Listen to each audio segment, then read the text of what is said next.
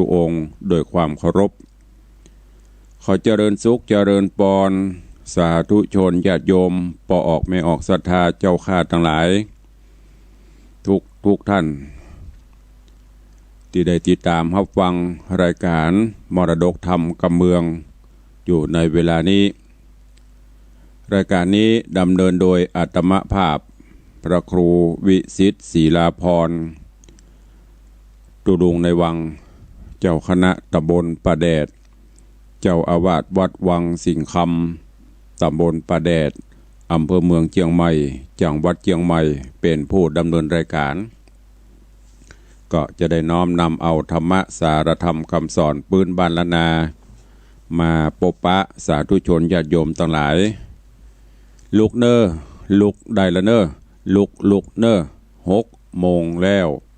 6 โมงปลายแล้วลุกกันได้แล้วแสงเงินแสงทองจับขอบฟ้ารุ่งอรุณวันใหม่มาแถมแล้วเฮาใจเวลากันเสี่ยงไปตะวากับมดไปการเวลาโป้นไปถึงวันทุกนาทีวินาทีมีก้าลุกขึ้นมาเนอทำกิจวัตรส่วนตัวล้างหน้าล้างตาไหว้พระสวดมนต์เตรียมตัวเตรียมกายเตรียมใจปฏิบัติกิจในรอบวันของวันใหม่นี้เป็นนาบุญกุศลที่เฮายังมีลมหายใจอยู่ยังบ่มีไผลวดไปทางใดเตื้อตื่นขึ้นมาหายใจสู้ต่อไปมีชีวิตดำเนินการกันต่อไปกิจใดที่จะทำในสิ่งที่ดีก็ทำไปลุกกันได้แล้วเป็นว่าลูกเจ้ากินผักตังป่ายลูกขวายกินผักตังเกาตื่นเจ้ามาได้การนักกันหลายจะไปเมาหนาวอยู่ตุลุงเย็นซุยนะนกหนูกาไก่เปิ่นยังบ่ฮ้อนบ่หนาวนกหนูกาไก่หน้าฮ้อนหน้าหนาวจะได้เวลาใดที่เปิ่นเคยลุกเปิ่นก็ลุกไก่เคยขันเวลาใดถึงเวลาเปิ่นก็ขันเฮาเป็นมนุษย์เป็นคนเป็นสัตว์อันประเสริฐจะไปเฮื่มการสิ่งสารสัตว์เปิ้นลุกกันมาทำการทำงานกันเนอะมาแล้วเสียงก้องเสียงกองเสียงมองต่ำเข้าเสียงตู้เจ้าเตะธรรมตุลุงก็จะได้นำเอาเสียงธรรมแล้วก็ปฏิบัติกิจหน้าที่ตามที่ได้รับมอบหมายทุกเจ้าก็ได้ปบได้ปะกันยกเว้นว่าสภาพร่างกายบ่ไหวอันนั้นก็บ่ว่ากันเป็นไปตามสภาวธรรมแต่ตราบใดคราใดที่ยังสมบูรณ์ก็ปฏิบัติกิจตุเจ้าก็ปฏิบัติกิจตุเจ้ามีหน้าที่แนะนำพร่ำสอนญาติโยมศรัทธานำปาญาติโยมศรัทธาจำศีลกินทาน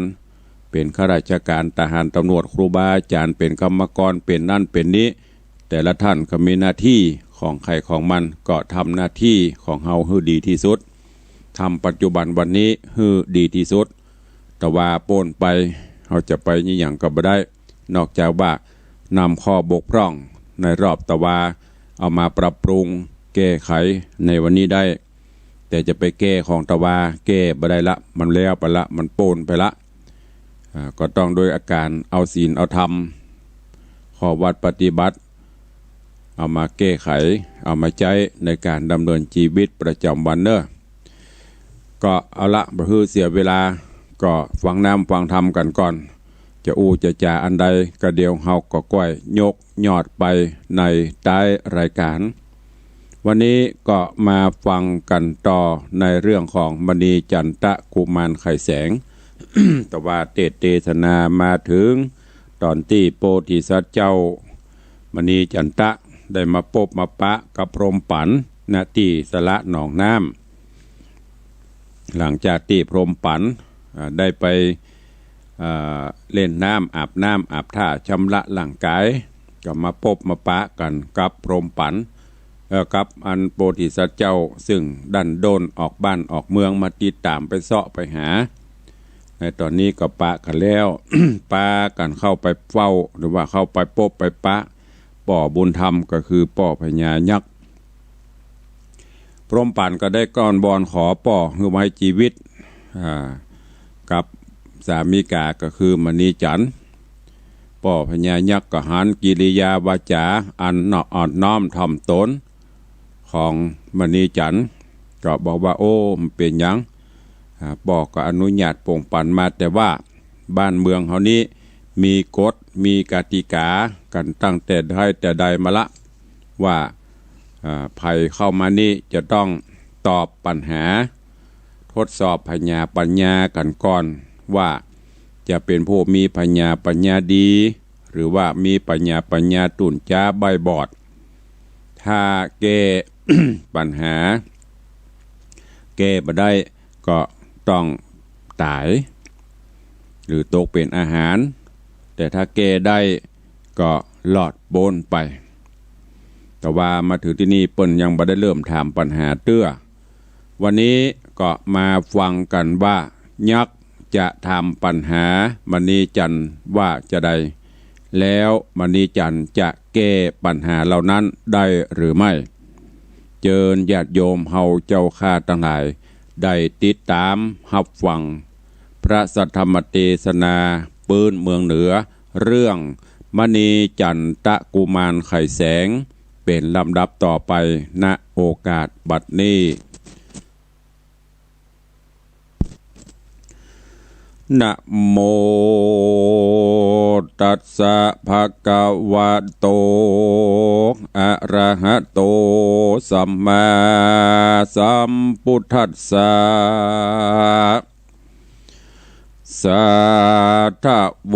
ฟังลาโสตุจะนะสัพปุริสะตังลายตั้งยิงและใจหนุ่มเท่าตีได้ปากันเล่าติดตามทาดาฟังยังรัศธรรมเทศนามณีจันทกุมารไข่แสงลำดับมาแถมแล้วเราเจิญศรัทธาตั้งหลายหนุ่มเท่าจูงตั้งใจเล่าทอมทาดาฟังต่อไปไปนานี้และนาเมื่อนานเจ้าเมื่อนานมณีจันทะเจ้าฟังยักษ์ใหญ่เต้าเตปกาว่าจักถามปัญหาดังอันพระเจียงจันก็ดีใจจริงมีว่าจะใครกล่าวอูลองว่าหือหูยังปัญหากันบ่เหลือพญานักแต่ก็จะแก้ไขปานอยากฟังมณีจันทร์กล่าวแล้วก็มีใจผ่องแผ้วยินดีก็กล่าวว่าปัญหามีดังนี้ฟังให้ดีว่ายังมีของวัตถุสิ่งนั้นมีกุลแม่นมันแก่คนต่างหลายแต่คนบ่หมายฮักรอบว่าจักจอบก็เหมือนจางว่าเป็นศัตรูก็ดังเป็นมิตรลางคาบเป็นปิดเป็นศัตรูลางคาบก็ช่วยจูฮือลาบมีแต่มีสภาพต่างกันไปคนก็อาสาลา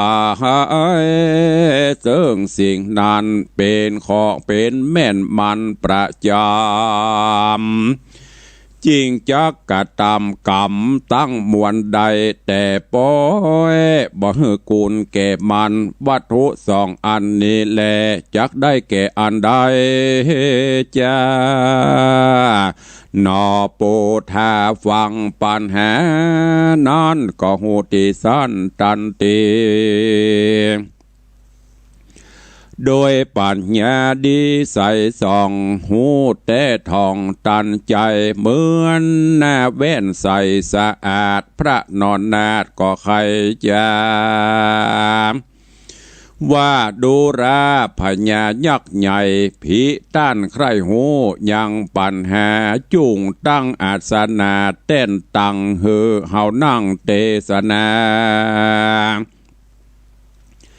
พระญาเตปกายักขราชก็ฮืออำมาตย์แต่งจัดแจงเขา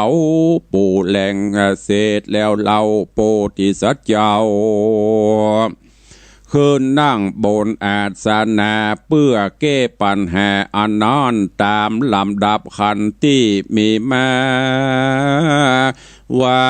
ดูกาลมหาราชจงตั้งปราสาทดาฟังแล้วจุงสะนำจำไว้วัตถุอันนั้นก็ได้แก่พระสุริยาที่เตียวในเวกหาแจ้งสองตัวโลกห้องหือเฮาหันอันหนึ่งได้แก่พระจันทร์ใสสว่างสองโลกกว้างตัวสถานวัตถุสองประการนี้แต่มีกุลแก่มนุษย์สาบ่มีภัยวันนายกย่องว่าเฮาตัวห้องได้อาศัยมาน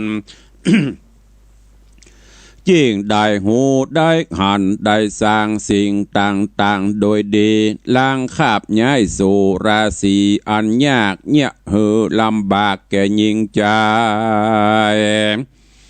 เรียกว่ากุลหลายบอดใดล้างคาบนันใสเข้าสู่มหาอุจจาเป็นตัวลาภาอันประเสริฐเนี่ยบังเกิดกุลดีเหตุนี้จึงมีกรรมตักว่าเฮาฮักเหมือนบ่ฮักมีกุลเหมือนบ่มีพญายักษ์สีตนใหญ่ฟังพระนอไทยวิสัชนายังปัญหาอันนั้นถูกแม่นตัดทุกประการ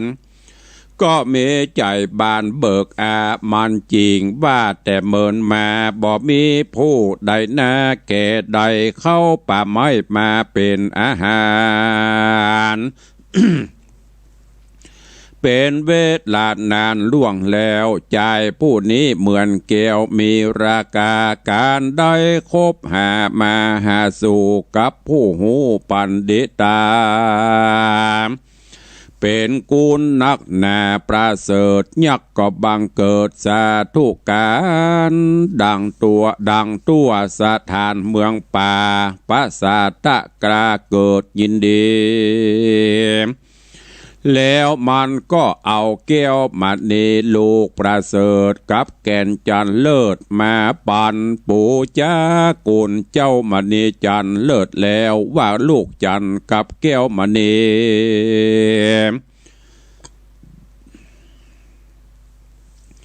มีเตจาริทธีเลิศล้ำเอาเจตนามแล้วเป็นยาเสียหูเสียตาก็หายสว่างเอาอาบอย่างล่างคนจลาก็เป็นหนุ่มขึ้นมาบ่จ้าประมาณอายุ56 ปีปุกละผู้ใดมีของในวัยจักมีลาภะใหญ่หลังไหลมาสัมปติโภกาน้อยใหญ่ได้ตามไฟประสงค์ยักเอาวางลงในมือเจ้าพระนอนเนาก็ยินดีฮับเอาแก้วมณีกับแก่นจันไว้พระนอไทยก็ไปพักอาศัยอยู่ในเมืองติงหัน3 วันนานล่วงลับลาไปเจ้าก็อาลัยหาเมียเก่ากึดหาลูกเต่ากับพระมารดาก็มาขออำลาพญายักษ์ว่ามาเมินนัก3 ปีไปขอลาผ่านภายปีกปอกกึดหาไม่ออกไทยมาตากับโอละสาลูกเต่าละเมียงกับเมืองเก่าขาดตาลาจาบ้านเมืองบ่มีพญาอยู่เฝ้ายอมเป็นเป่าสถานส่วนพระมารดาตนแม่ก็อายุแก่เท่าจะลากับราชบุตรแหลมเล่ายังหนุ่มเนาเป็นตะละกา เมแต่ลาจะกัญญาเฝ้าพอเหตุนี้หนอข้าขอลาพญาเทพกายักษ์ใหญ่ฟังเต่าไทยกล่าวลาไป ก็เกิดในใจที่ถอยสมควรดีปล่อยสองขาฮือไกลกลาพรากย้ายแต่ด่านป่าหายตั้งเขนกลัวยักกลัวเย็นปะใส่จับยับใดเป็นพักษากวนหือยักตัวอารักขาตลอดโจนบรรลุจอดป่าหาอาลาแล้วยักษ์ก็จะแก่เจ้าว่าดูราพระบานเผามณีจันป้อนิปงปันอนุญาตเฮือเจ้าอาสามเจ้าญาตราจร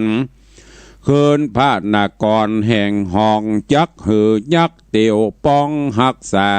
101นั่นนา เตียวไต่โจรรอดไกลแดนเมืองบ่เฮือใดเครื่องลำบากแล้วเจ้าสามพรากอำลาเมยักษ์เสนาตามไต่ลัดป่าไม้โดงขวางยักษ์เนลมิดหนต่างเตียวไต่บ่เฮือมีน้ำไม้ลักตอสัตให้หนอบอกไก่พระหนอไทยธิดาปาอากะจาญา ปาอากาจาญาเตียวไตเดือน1ได้ปอดีก็ถึงปาลานาสีเมืองเจ้าโดยอนุภาพยักษ์เหล่ามาไว้ยักษ์ปอกขึ้นไปสู่ป่าสามเจ้าฟ้ากว่าเข้าเวียงสัตตะสำเนียงเสียงเหล่าว่าพระผ่านเผามณิจารกับนางโปรมปันอาการาชคืนสู่ปราสาทวังในเขาก็ดีใจแต่เล่าปากันมาเฝ้ามากันเจ้ามณิจันนอนนาดเขากราบไหว้มาตุราชนางกองแสง มาหานางหันลูกแป่งกับลูกไปเข้ามาไว้กับตังลานปีติบานเบิกโจมชื่นแนตาซอยสะโหนมนั่งในตุกผู้โจมชื่นสู่ยินดีไว้ป่าละมีเจ้าฟ้าเศษนาทุกทวนนาสาธุการดื่มใจยะบานฮับตอนหายเดือดห้อนมโนโรมสอสุกทองถมทางเข้าปั่นปอนแก่เจ้าจอมเมืองเฮือสุกรายเรื่องสราบอนุภาพผาอนุภาพผาเผินตะไรบ่มีภัยเพียบใดเป็นเจ้าใหญ่ยืนนานปุณณติวะเสในบันลุนรุ่งเจ้าโพธิสัตว์เจ้าพิจารณาเกิดเติงหากรรมยักว่ายังกุลกามณิจันยังกุลกามณีแก่นจันเจ้าใครหันฤทธิเดชแห่งสิ่งวิเศษตังสองใครทดลองก่อยพอแต่เนี่ยกับแม่แห่งตนฮือหันผลนะฮือหันผลหายความเท่าแล้วโพธิสัตว์เจ้าก็ฮือหาคนตักน้ำมาถอกใส่ในตะไหลคำใหญ่ใบดีแล้วก็เอาแก้วมณีลูกพาเสดกับแก่นจันเลิศเรืองรายใส่ลงไปในทะไหลหันทันทีน้ำในทะไหลก็พุ่งขึ้นไปในอากาศสูงขนาด8 วาอุปมาเหมือนบอกไฟดอกมีสีเป่งออกมา6 ประการรอดทุกสถานวงแวดขาวเขียวแสดเหลืองมนแดงราชมีแสงแจ้งส่องพับตัวห้องวังในเจ้ากำเกลใสออกไว้กับตังไม้แก่นจันใส่ขะอุบสุวรรณแ เก็บไว้แล้วบอกแม่ไทยไว้สาลองเอาแหนมนี้นากินอาบเฮอเปียสลาบตาตัวตั้งตนแม่พระจอมปนเจ้าจ้างก็ฮือเขาแห้งสอส่งแล้วย้ายบอละองค์แห่งเจ้าเสด็จเข้าสู่ไปหน่อยอาบน้ำใส่วิเศษก็กลายกับเป้ตันตีเป็นกุมารีหนุ่มน้อยงามเรียบร้อยใสสะลีเหมือนอายุได้16 ปีเต้าอันปานดังหล่อปันแต่งแปลงมาเหมือนดังเทวดาลาจากฟ้าลงแหล่งลาเมืองคนเมื่อนางป่าต้นออกจากห้องหมู่พี่น้องและเสนาดังนอโปธาหันแม่บ่หูจักแต่เกิดสังกาตอบมานางจริงนางจ้าจริงจำได้เขาย่อมือไว้ยินดีเจ้าแม่งามเงื่อนแต่เลือดลายโคนยิ่งใจอวดอูเจ้าเมืองหูต่างยินดีเจ้าปาลาดนะสีเขตไข่ปากันมาไวมาสาขอ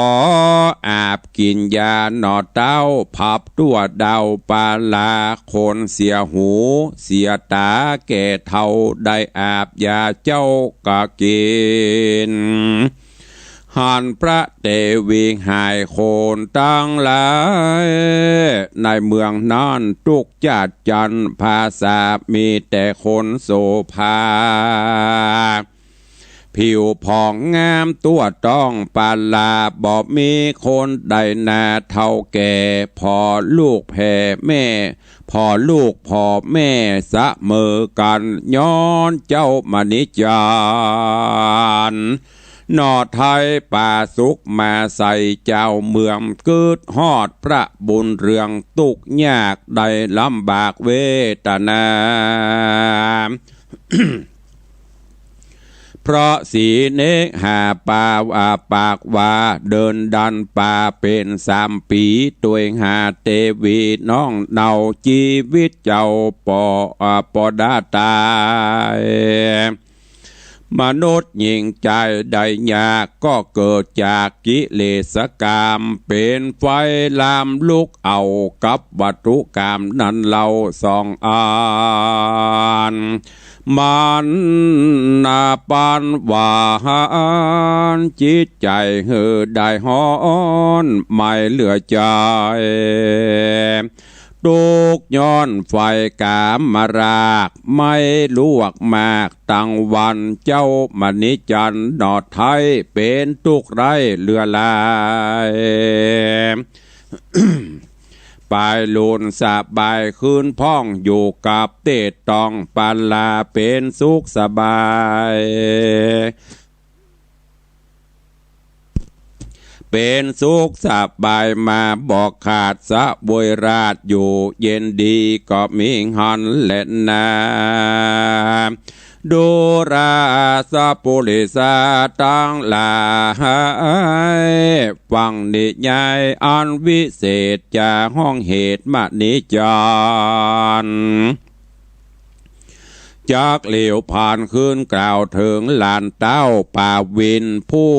สะเวยทานินวิเตหราชเป็นเชื้อชาติพญาชื่อกุวินตราชาว่าอ่อนพญาโตนอ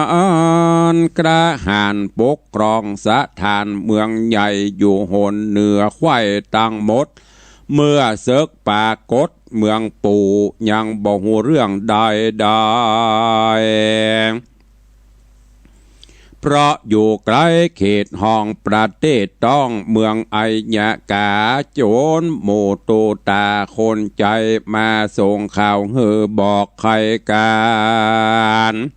ใจเวลานาน3 เดือนกว่าดำดอนซอนป่าไพรวันปอดีเจ้ามณีจันทร์ครบบามณีจันทร์พบราบยกตับปราบพญาโสมด้วยอันจู่โจม โทมทางริปนหลังโดยพรัน2-3 วันเต้าอันป่าวินก็มันเฟื่อนครอนคนเมื่อมอนมอดโมยบอดตานมาช่วยอัญญากาเมื่อได้ฮับสาลาพระเมื่อได้ฮับสารพระเจ้าปู่มันก็หูตามอักษรก็จุมนุมเสนานิก่อนหน่อยใหญ่บอกเรื่องที่ได้ฟังมา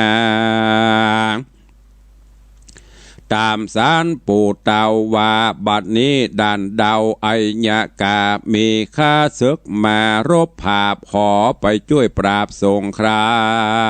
มเสนาฟังตามต้านเตามีใจเล่งเฮาเหลือตราเฮาเกิดมาจากต้องแม่ยังบอกเคยแก่สงครามครั้งนี้ดี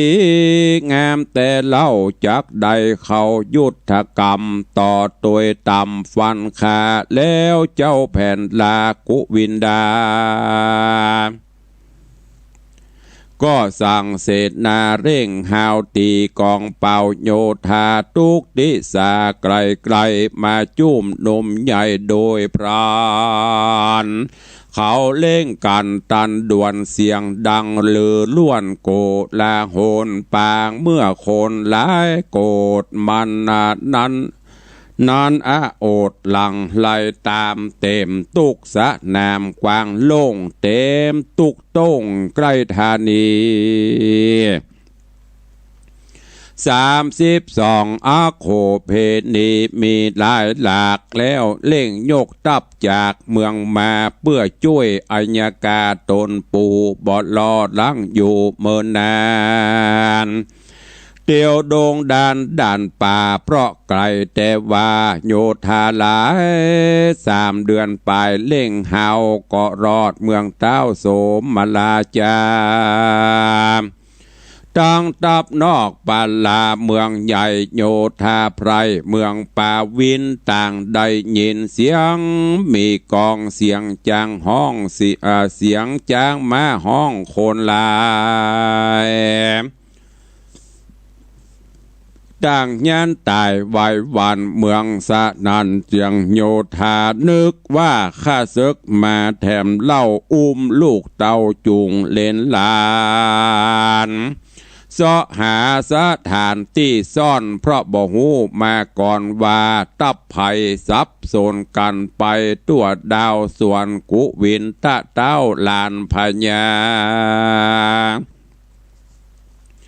เมื่อตั้งโยธาตับไว้ก็เร่งเข้าไว้อัญญากา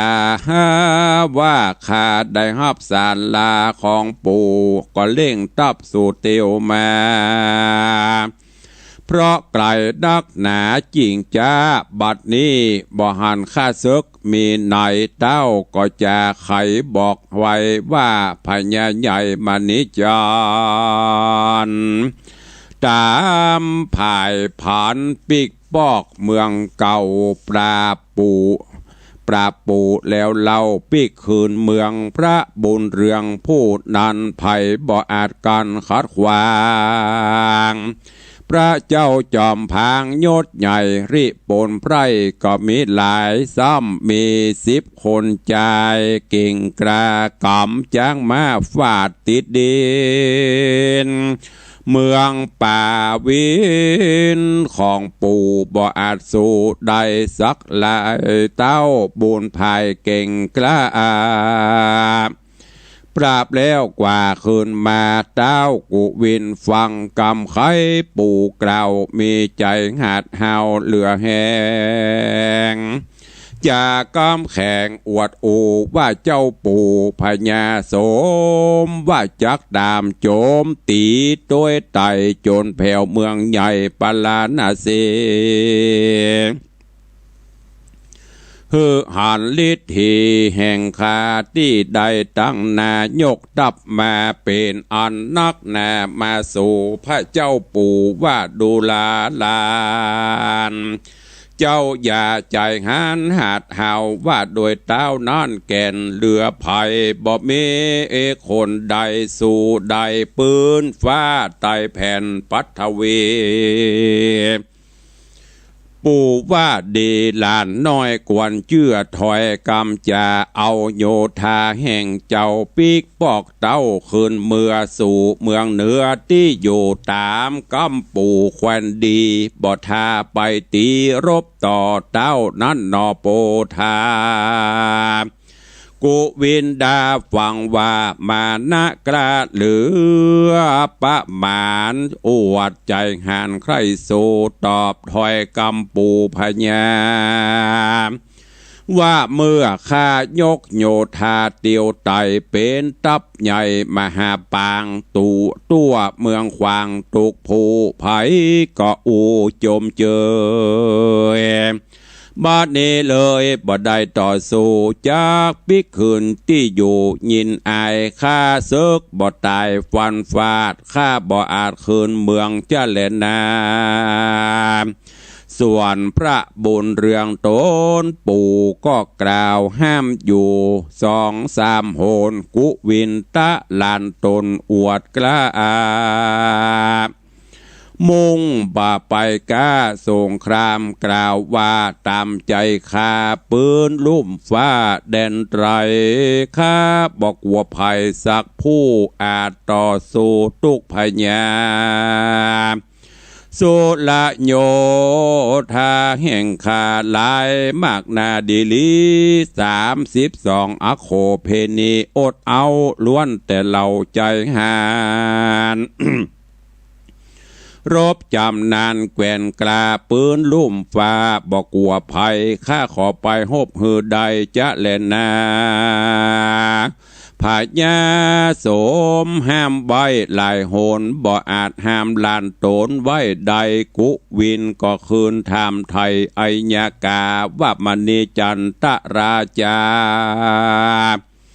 โตนนั้นเล่าอายุแก่เท่าสักปานใดขอปู่จุงไขบอกครามีฤทธิกล้าประการใดปล่อยมายำเบียงใจต้นปู่หือแตกแหลกลูเป็นข้าจวนดูบ่สมควรแต่เล่าส่วนปู่เจ้าไอยากาว่าพญาโตนนั้นอายุลุ่มคัน30 ปีกำลังฤทธิมากปู่หันได้จากคราวมา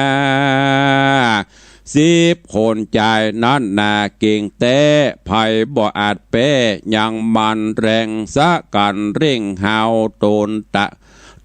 ตาลต้นเป้าหักทอนเป็นอาวุธร่อนฟันฟาดแสนโคนบ่อาจทลนาจะแลนา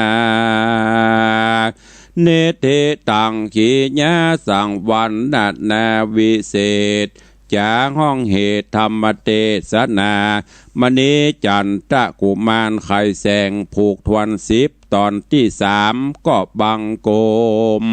โสมเรศสะเดช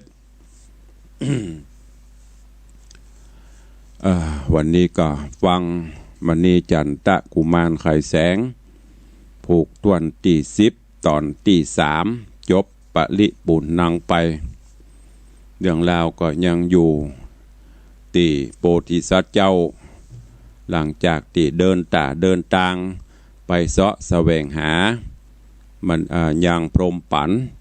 ได้พบได้ปะกันแล้วที่เมืองยักษ์พญายักษ์ก็ถามปัญหาโพธิสัตว์เจ้าก็ตอบปัญหาได้เมื่อตอบปัญหาได้พญายักษ์ก็อินโดขุนนาหาเป็นลูกเป็นเต้าแนะนำพร่ำสอนอบรมมาจนกระทั่งพอควรแก่การละเวลาโพธิสัตว์เจ้ามณีจันทร์พร้อมกับพรหมปันก็ไปขอล่ำขอลาเพราะว่าจะต้องปิกบ้านปิกเมืองบ่มีไผ่พ่อบ่มีไผ่ดูแล มีกำมันแม่กองแสงกับลูกอยู่จะเป็นเชื้อใดกับบ่ฮู้พญายักษ์ก็ปลดปล่อยโป่งฮือตามเจตนาจะปิกก็ตามใจแล้วก็ได้จัดไล่รีปนโยธาไปส่งจนกระทั่งปนเป็นตีเรียบร้อยถึงบ้านถึงเมืองละในตอนนี้ก็มีแถมเมืองดึงลูกหลานก็คิดที่จะฮึกเหิมละอ่อนใบรุ่นเนาะรุ่นใหม่คิดจะไปปราบไปปรามช่วยปู่ว่า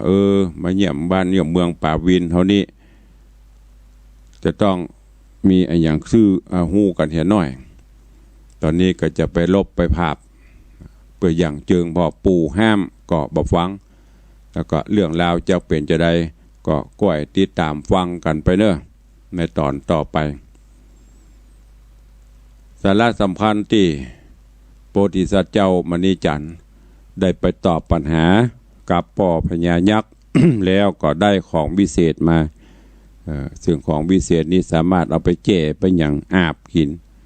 จะทำให้เป็นหนุ่มเป็นกลับมาอย่างตอนนี้แม่กองแสงวุบวับเป็นละอ่อนเป็นสาวจากที่เป็นแก่เป็นเท่าปีกมาเป็นสาวจิรีพอรอล่ะก็ติดตามฟังไปเนอะทำถูกนี่ก็รู้สึกว่ามันจะสลับซับซ้อนหน่อยแล้วก็เตดก็ยากนักแกกรรมที่จะลงมันบ่ลงมีที่ลงได้ไปโลต่างแน่ถ้าของอันนี้เปิ้นแบบบะเก่าเปิ้นเอามาปริวัติเรียบเรียงถ้าเป็นของตังร้านพิญโยกับต่างของอันนี้อาจารย์พินันป้อนันอินโสมมุนี่เปิ้นจะไปคล้องจองหน่อยอันนี้ก็แล้วแต่ครูบาอาจารย์เฮาที่เปิ้นลิขิตแต่งแต้มบางตีก็เตดลงมันมีกำลงกับม้วนอันนี้เฮาก็ต้องปดต้องหาโดยประสบประการถ้าลงบ่ม่วนก็บ่ม่วน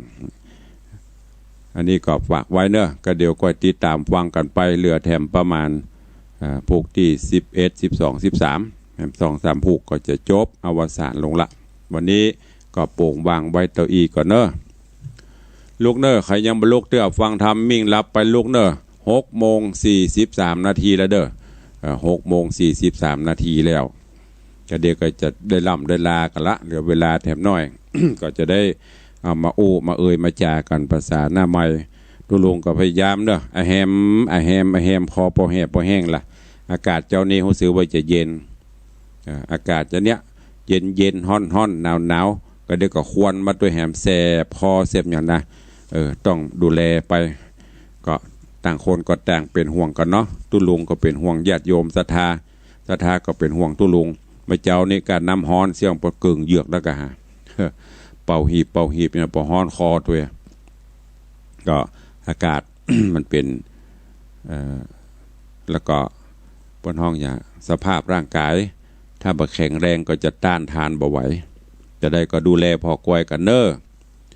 วันนี้ก่อนที่จะได้ได้จาประสานนำไม้ดังที่ปฏิบัติมาช่วงนี้ก็รู้สึกว่าจะลดน้อยถอยลงไปหนักพ่องน้อยพ่องบางวันก็2 สาย 3 สาย 4 5 สายแต่บ่ค่อยถึง10แล้วเนอะรู้สึกว่าสถิติจะลดลงเรื่อยๆจากโลละ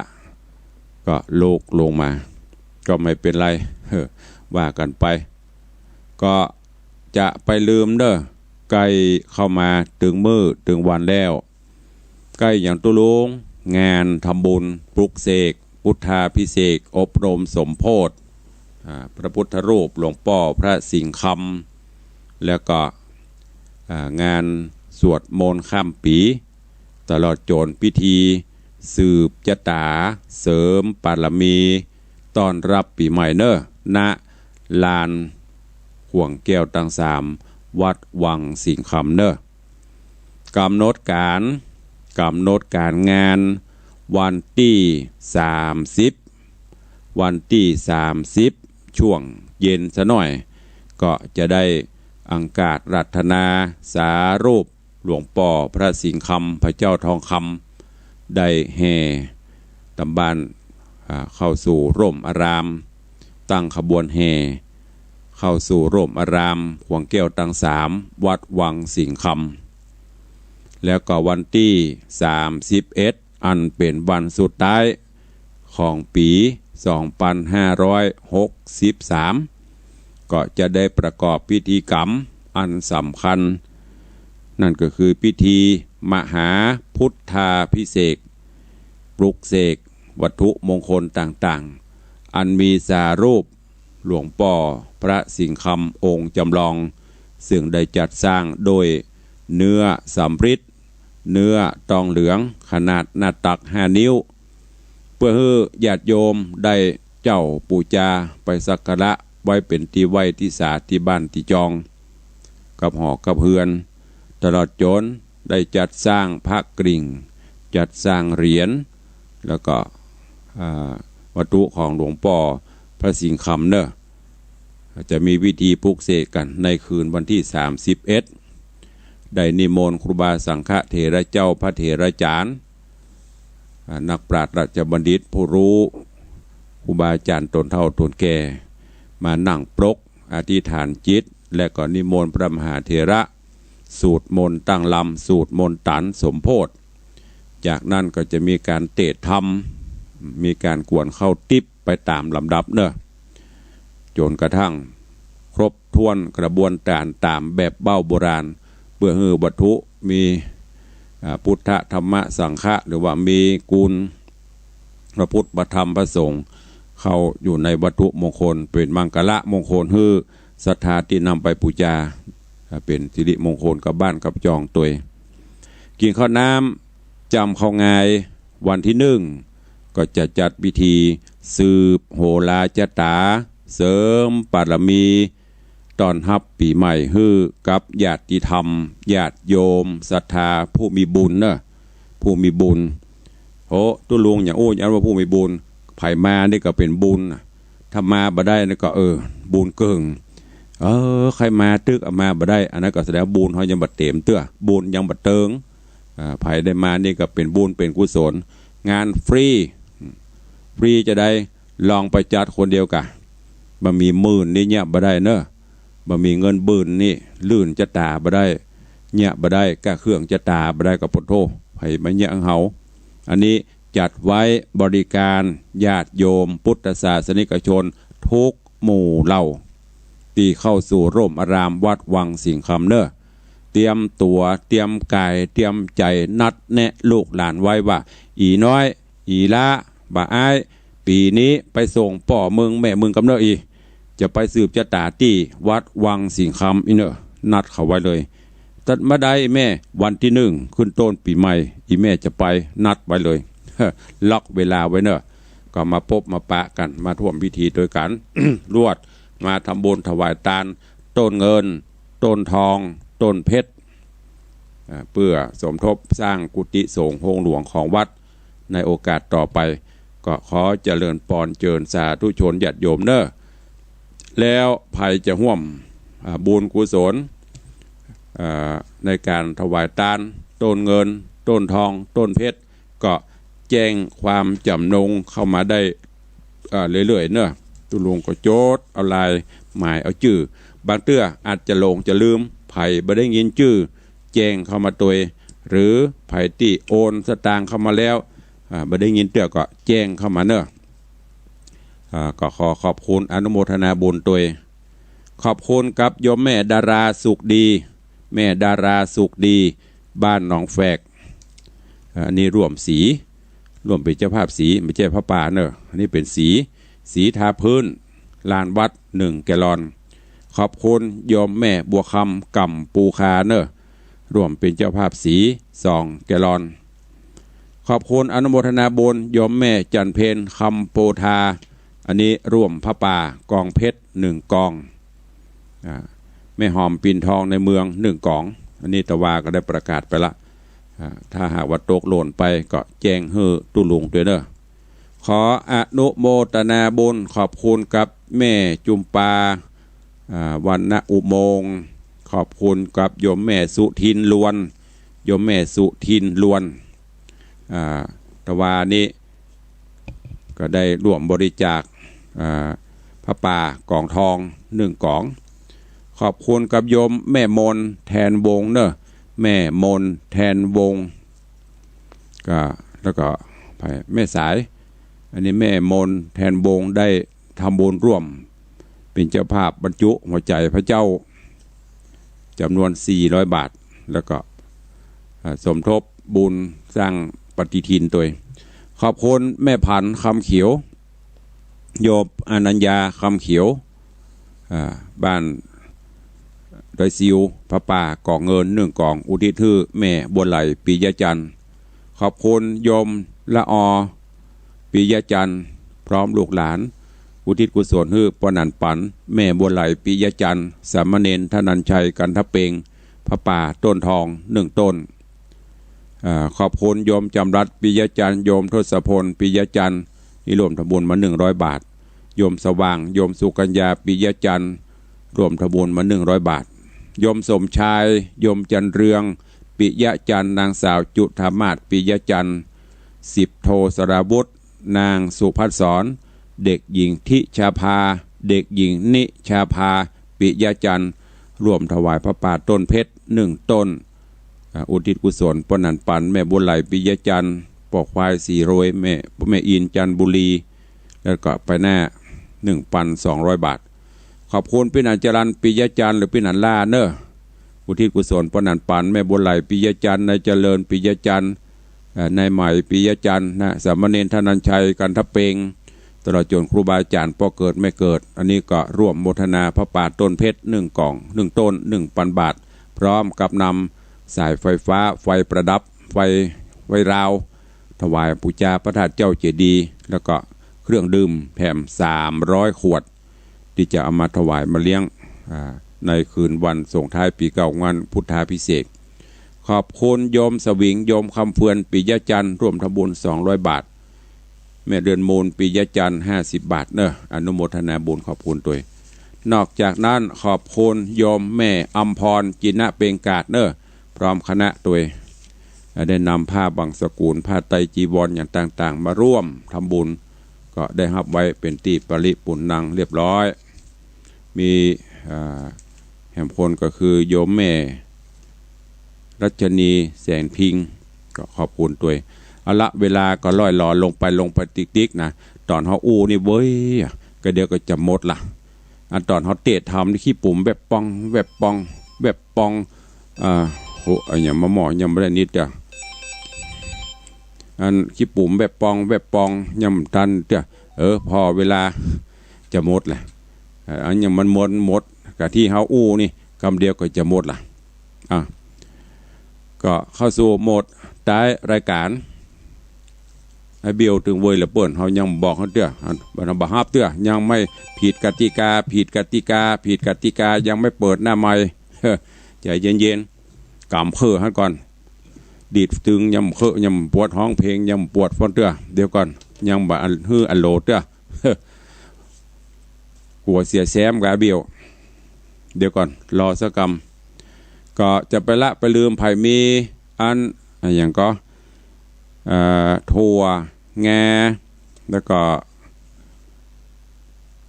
เครื่องที่เพื่อจะเอากวนข้าวติ๊บเนอะไผ่มีก็เอามาให้มาหอมกันได้เนอะก็วันนี้อย่างแต่ว่าโยมแม่ยังก็แจ้งเข้ามาวันนี้จะเข้ามาลืมจื่อไปละแต่ว่ามีไผ่โยมแม่อันอย่างก็ลืมไปละแม่แก้วใบบุตรวันนี้แม่แก้วใบบุตรจะเข้ามาถวายปัจจัยลวดเอาครัวมาตานก็จะเลื่อนปอนเอาอาเบลเข้ามาได้พี่เบลจ๋าพี่เบลเข้ามาได้อ้าวเปิดหน้าไม้แล้วใจใช่ป่นจะคันมือยุบยิบหันมีอย่างตึงวันว่าจะได้ครับอันแต่ว่านี่ผมโทรหาทุลุงครับเรียนเอาศพแม่ฟ้องจันทร์เพื่อฝากทองไว้300 บาทครับฟ้องจันทร์ไหนฟ้องจันทร์นามสกุลยังพอดีนามสกุลนี่เพิ่นได้บอกครับแต่ว่าร้านใครการมาถึงจังใหม่ครับถ้ามันมาเพียก่อนกันป้าหอมพระปลาผ่านผมมา1 กล่องที่เสียวปนัก ฮะ ที่เซียวปะนะกะแม่กาไข่นะกะ ครับไปแล้วครับ เดี๋ยวถ้าถึงก่อนกะทหารจะได้ประกาศเนอะ เปิ่นอ๋อผมฝากลุงวัดไว้ให้แล้วครับ วันนี้ลุงวัดทยอมมา เรียบร้อยครับ แม่ยังก่อ แม่ฟองจันทร์ สาธุเนอะขอบคุณแม่ฟองจันทร์ร้านไข่ตีฝากผ่านพี่เบี้ยวมาหันเลี้ยงพาจะได้ นะครับ ไอ้เปรี้ยวฝากของแม่ฟองจันทร์มานะครับ หน้ากากเปิ้นบอกประเดี๋ยวนี่เหรอ มันจะไข่อยู่เชียงใหม่ ดีแล้ว เมื่อเอามาได้300ครับ สาธุเนอะ ครับสาธุเนอะฝากเดี๋ยวผมจะร้องไปคือครับ อยู่ละปูนอยู่กะ ฟองจันทร์กันเชียงใหม่กันสู่เชียงใหม่ ว่าอยู่ละปูนอยู่กะ รักษาสุขภาพนะครับ อยู่ละปูนอยู่กะ สุขภาพด้วยดื่มน้ำอุ่นนะครับ ว่าประเด็นนี้อยู่ไหนประเด็นนี้อยู่ไหนอยู่ ขั ละ บรถอยู่ครับขับรถอยู่ครั สา บ ธุบุญรักษาเนอะ ไปแต่ครับพี่ร้องไปหาครับ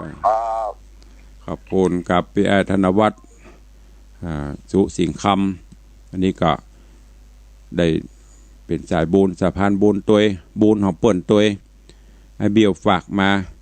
บ่เป็นหยังประเดี๋ยวมาฮือ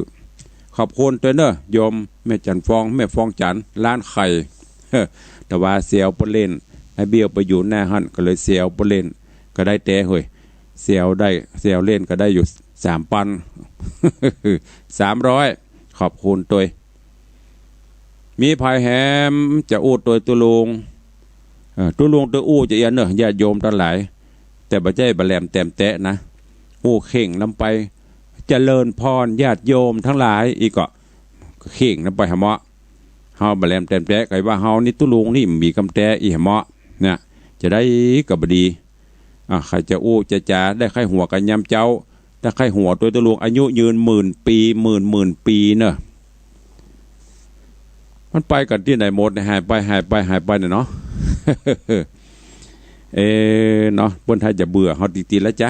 วันนี้มีผู้เลี้ยงส่งเหียฮะมีไอ้เบียวเหีย2 คนเตี้ยไปไหนหมดหายไปไหนหมดเหลือเวลาแหมกี่นาที2 นาทีแหมสัก2 สายมีก็จ้ะก็หมู่เก่านะฮะแม่ปณีฮะหมู่ใหม่ถึงมีไฟฟังตุลุงกะว่าจะได้เด็กหญิงปณีเจ้าฟังอยู่มันจะมีแค่หมู่เฮาเนี่ยนะฟังตุลุงเนาะมีเพิ่นว่าใครโทรเพิ่นหนาว